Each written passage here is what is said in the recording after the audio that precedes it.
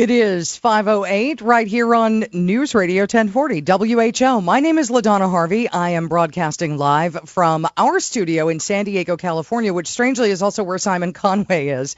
Simon is here in San Diego with the Puppy Jake Foundation, and I'm excited to see him tomorrow, but he has been kind enough to let me play with his show for a little while. I bet you figured your insurance rates were going up next year, right? The only people who did not know that insurance rates were going to go up under the Affordable Care Act, I'm air quoting, can you hear that? Was the people who said that they had to pass it before they could figure out what was in it, which might have been the most ignorant thing I've ever read in my entire life. When I heard Nancy Pelosi say it, or when I read it, I thought there's no way that that didn't happen. And sure enough, it did. We have to pass it before we know what's in it. Well, if that's not a haphazard way of passing law, especially one that fundamentally changes health care in the United States, then I really don't know who is more irresponsible, if it's Congress or if it's anybody who believed that the Affordable Care Act was going to make their insurance more affordable. Right where you are in Iowa, a 43% rate increase. 43%. That's according to your Iowa Insurance Commissioner, Nick Gerhart.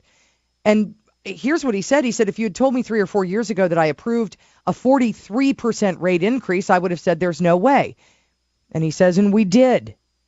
The rates are going to climb anywhere from 19 to 43% for next year, the monthly premium. Let's say you've got a 27-year-old healthy user. That's going to jump from $246 a month to $306 a month. And here's the problem. There are too few healthy people signing up and too many sick people. Now, I don't know anyone who doesn't believe that people should be able to get insurance coverage. This isn't about that. This is about doing this the right way.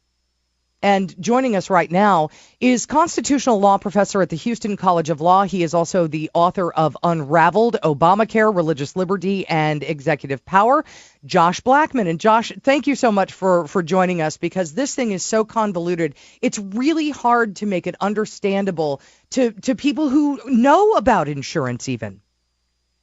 Well, thank you so much for having me on the air. I'd be happy to explain it. Yeah, just, kind of run through these rate increases, which come, by the way, at a very interesting time. We're headed into a presidential election, and you have Hillary Clinton, who is running on Barack Obama's, on his accomplishments. Obamacare is his accomplishment. And right now it's blowing up in people's faces. Sure. So there are a few main reasons why the premiums are spiraling so far out of control. The first reason is that Obamacare was premised on both healthy people and sick people signing up for this insurance. The idea was all these young, healthy people would put money into the system, which would cover all the sicker and older people. That simply hasn't happened. The number of people who are young and healthy is almost half of what they expected. The government forecasted that by 2016, 20 million people would have signed up for Obamacare. The actual number is closer to 10 million. So the insurance companies actually initially priced their policies expecting 20 million people to sign up. It's been half that. So now the insurance companies say, hey, government, unless you accept these increases in rates, we'll simply exit the market, and we won't have anyone to sell Obamacare. So your insurance commissioner in Iowa is in a tough spot. Either he accepts this increase in rates, or there's no one left to sell policies under Obamacare. It's frankly stunning how in less than 3 years, Obamacare has unraveled the individual health care market altogether in record time. Now, former President Clinton even called the kind of this collapse that we're looking at, or this implosion really is what it looks like to me. He called it the craziest thing in the world, and he lamented that in a brief moment of candor that people who liked their insurance found their premiums doubled, their coverage was cut in half. People go in for surgery and they realize that they're still going to have to pay 20% because most of these plans are an 80-20 deal. And you just think back maybe 5 years ago, 10 years ago, when we had some amazing insurance and somehow people were able to afford it. So where did this whole thing go? Where did this go wrong? So the core aspect of Obamacare, and perhaps the most important part that your listeners are aware of, is this provision that says you cannot charge people more if they're sick. And that sounds like a very good purpose from a humanitarian perspective, right? Why are we charging sick people more? The fact of the matter is you charge sick people more because they use a lot more care. And because Obamacare said you can no longer price based on your health condition, that increased the cost for everyone else and made it less comprehensive for everyone else. The entire aspect of Obamacare is how do we cover sick people and making it worse for everyone else? And this was not a debate that was had because of the president's lie, the lie that you can keep your plan if you like it. This was never meant to be true. If you had a policy you liked and it was very cheap, you can't keep it because now you have to fund all these other people that need health care. And this is why there's such a shock when these rates come out, because we were misled for so long about how this law would be implemented. But Josh, I mean, and let me go back to something that you said, because very few Americans are completely without compassion. Most of us want to know that people who have terminal illness are going to be covered by insurance and going to be able to get medical care, and not just at the emergency room. That people who have conditions like lupus, et cetera, are going to be able to afford to take medications that they need and live the best life they can. So why didn't Obamacare provide that? And what was an alternative that may have worked? Because we gripe about Obamacare, the ACA, but is there something we can do to make this more affordable and make sure that people who need care get it? The Affordable Care Act is a misnomer. There's almost nothing in the ACA that was designed to make health care cheaper. What the ACA does was expand the number of people who can be covered, and that was the primary purpose. Because of this, and because of the fact that it does a little to control costs, we're left in this spiraling situation. Insurance companies were enticed. Wait a minute, if we support this Obamacare thing, we're going to have the government mandate that people buy our product, and the government's going to subsidize it, right? That was a great deal for the insurance companies. But what's actually ended up happening is that the insurance companies have lost a lot of money, and they're unable to actually compete with this market. Now you asked about alternatives, right? What could actually be done better? The short answer is we would need to fundamentally transform the way we get insurance. Most Americans, about 80%, get their insurance through their employer. This is how it's been done since World War II. This is an utter mistake. We should not be bound to our employer to have health insurance. Insurance should be done independently. That way people negotiate, they shop around, they get better rates. When it's through your employer, you really don't care because it's being subsidized. Also, it's tax-free, right? You get your health benefits without being taxed, so it's a form of compensation. Compensating people through health insurance is a very bad idea.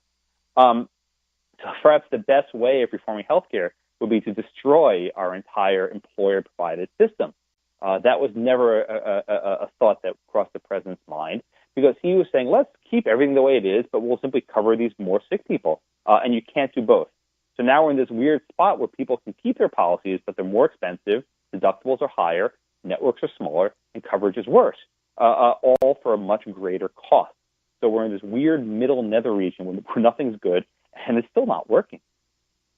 Well, I know that it's been hard for many consumers, especially families who are trying to take care of their kids and themselves. Josh, if you're able to hold on, and I'm just asking this on the air, so if you're able to hold on, I'd like to pull you over just to see if there is something people can do to make their insurance more affordable. Do you have just a few more minutes? I'd be happy to. That's wonderful. The constitutional law professor at the Houston College of Law, that's the author of Unraveled, Obamacare, Religious Liberty, and Executive Power, Josh Blackman, with us right here on News Radio 1040 WHO. My name is LaDonna Harvey, and I'm in for Simon Conway. If you have some thoughts, of course, you can give us a call as well. How much has your insurance gone up? 284-1040. That's the number, 284-1040.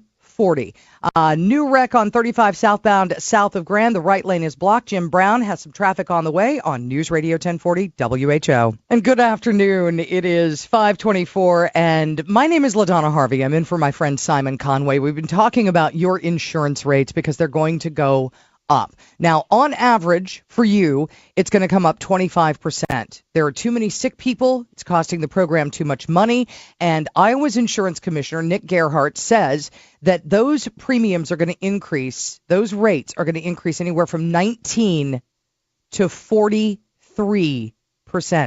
19 to 43%. And God help you if you're one of the unlucky who's going to see a 43% increase, because nobody else is going to help you.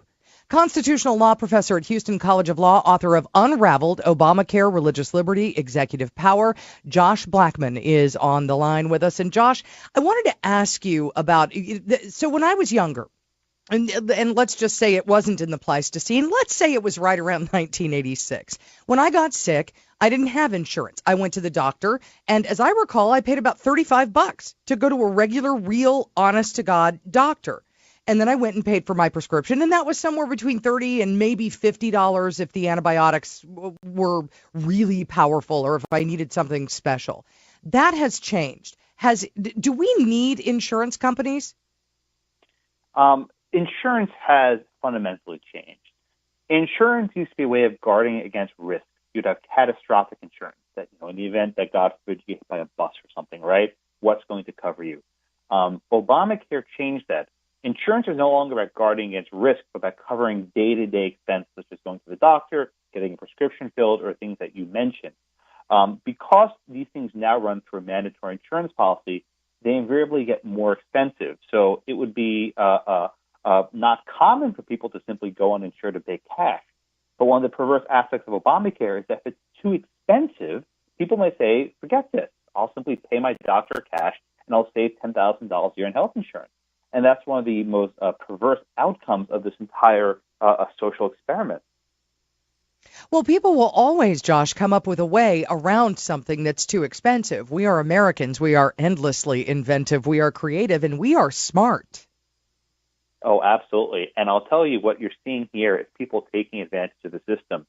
The way Obamacare works is no matter how sick you are, if you go to the insurance company and say, give me a policy now, they're obligated to give you coverage. So what people are doing is that they're going uninsured, they get sick, they sign up for insurance, they get chemotherapy, whatever treatment it is, and then as soon as the treatment's done, they cancel their policy. Good luck collecting the bills. And the insurance companies complain that people are signing up late, getting coverage, and then running away. And this is driving up the cost for everybody else. Well, that doesn't surprise me. If I was young and really, really healthy, and let's face it, I'm not young, I'm pretty healthy. If I was young and healthy, I would probably do the same thing. Or just try to work around that so that I didn't have to pay so much insurance. How many college-age people do you know who can afford $300 some odd a month?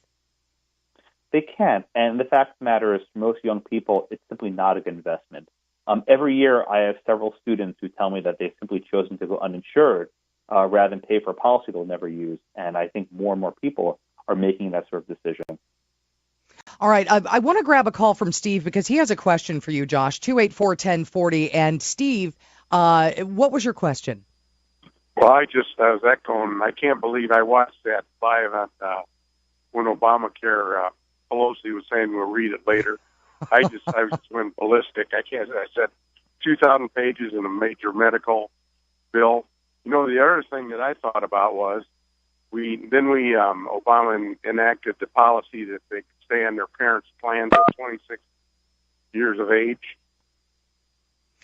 Yeah. As a matter of fact, my husband has a son who is still on his insurance policy, and that's why James and I have not just moved over to my insurance, which is better insurance. Now, he has managed care, and I have a PPO, so I have a little bit more flexibility when it comes to choosing my doctor, getting things that I need. For instance, a couple of weeks ago, I had a horrible, horrible feeling in my chest, and I thought, oh my gosh, I think I'm having a heart attack. Instead, I was having a gallbladder issue, and I needed surgery to get it out, and it needed to happen right then. And because I have the care that I do, which is substantially better than his if you're sick, we wanted to put him on as well.